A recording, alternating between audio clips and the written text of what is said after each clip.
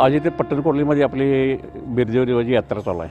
ह्या यात्रेमध्ये घोंगडं, त्या घोंगडाला एक फार महत्त्व आहे. म्हणजे अगदी प्राचीन काळापासून याला महत्त्व आहे.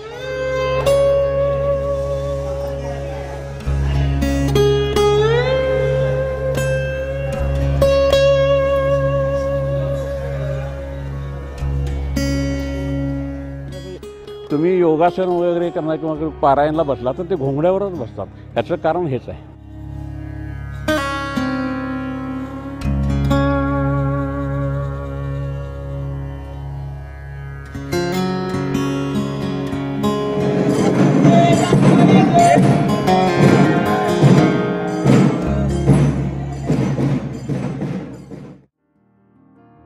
पारंपरिक पद्धतीने हातावर विणलेली, अंगाला बोचणारी पण तितकीच आरोग्यवर्धक उन्हाळा, पावसाळा आणि हिवाळा अशा तिन्ही ऋतूत खास करून धनगर बांधवांची ओळख असलेल्या घोंगड्याचा पश्चिम महाराष्ट्रातील सर्वात मोठा बाजार विठ्ठल बिरदेवाचे देवस्थान असलेल्या कोल्हापुरातील पट्टणकडोली गावात भरतो.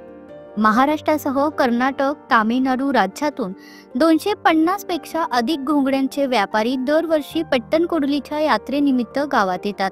वेगवेगळ्या 25 प्रकाराच्या पारंपरिक घोंगड्यांच्या होणाऱ्या विक्रीतून 10 दिवसांच्या काळात 2 ते 2.5 कोटींची उलाढाल या व्यवसायातून होत असल्याचं व्यापाऱ्यांनी सांगितलं. तर बदललेल्या जीवनशैलीमुळे पारंपरिक हस्तकलेची वीण आधुनिक तंत्रज्ञानाने उसवल्याची खंत ही व्यापाऱ्यांनी व्यक्त केली. जाण आणि बाल लोकर या घोंगड्यांना सर्वाधिक मागणी आहे, तर नवी पिढी या व्यवसायात यायला हवी अशी अपेक्षाही जाणकार व्यापाऱ्यांनी व्यक्त केली. महाराष्ट्रासह कर्नाटक, आंध्र, तमिळनाडू, गोवा राज्यातील लाखो भाविकांचे श्रद्धास्थान असलेल्या पट्टणकडोलीतील विठ्ठल बिरदेवाची यात्रा सुरू आहे. लाखो भाविक पट्टणकडोलीतील या यात्रेसाठी दाखल होतात. या यात्रेचे वैशिष्ट्य म्हणजे पश्चिम महाराष्ट्रातील सर्वात मोठा घोंगड्यांचा बाजार इथं भरतो. मेंढ्यांच्या लोकरापासून बनणाऱ्या सुबक हस्तकलेचा उत्कृष्ट नमुना असलेली उबदार घोंगडी पट्टणकडोलीच्या बाजाराचं वैशिष्ट्य आहे.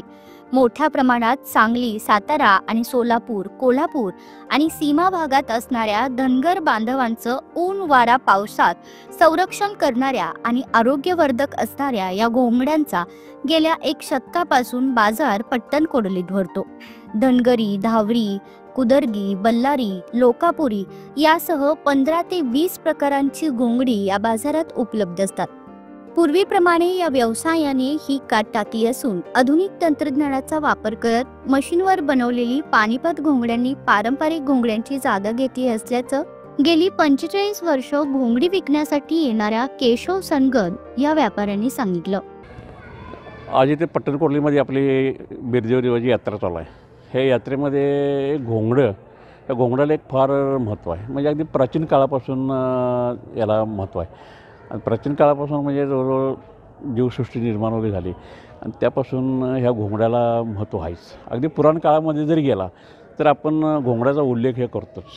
म्हणजे आणि शुभ कामासाठी घोंगडंच का वापरलं जातं की ह्याला विटाळचा कुठलाही हे नाही आहे. म्हणजे व्यवहार दृष्टिकोनातून किंवा हे दृष्टिकोनातून याला विटाळचा कुठला हे नाही. आणि त्यामुळं ही लोक घोंगड्याकडे कल असतात. जरी तुमच्या घरामध्ये काय जागरण गोंधळचा वगैरे जरी कार्यक्रमाचा असला तर ती कार्यक्रम करणारे लोक तुम्हाला पहिला सांगतात की बाबा तुमच्या घरी घोंगडा आहे काय, घोंगडा नसेल तर तुम्ही उपलब्ध करा. मग ते घोंगडा करण्याचं कारण की निर्मळ की अमंगळ होत नाही, त्यामुळे घोंगडाला पण होत आहे. आणि इथं जवळजवळ ही यात्रा म्हणजे जवळ 3 राज्यातले घोंगडे येतात. आंध्र येते, तामिळनाडू येते, गोव्यातून आहे. गोव्यात म्हणजे घोंगडी काय नाही, पण गोव्यातून भाविक इथे येतात आणि ते बऱ्याच घोंगडी वगैरे घेतात.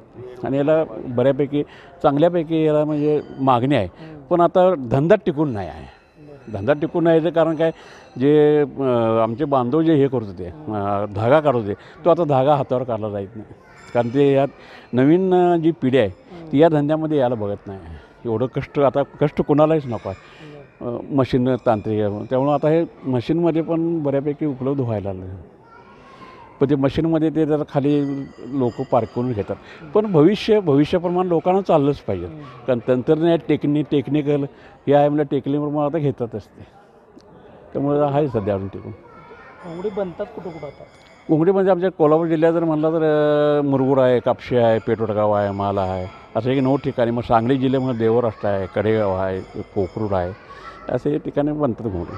आणि ह्याच्यामध्ये काय कष्ट फार आहे, त्यामुळं सरासर कोण धंदा करायला असं येण्यासाठी आणि नवीन पिढी तर येतच नाही, त्यामुळे धंदा लोप पावलेलाच आहे, त्यामुळे काही येतच नाही त्या धंद्यामध्ये.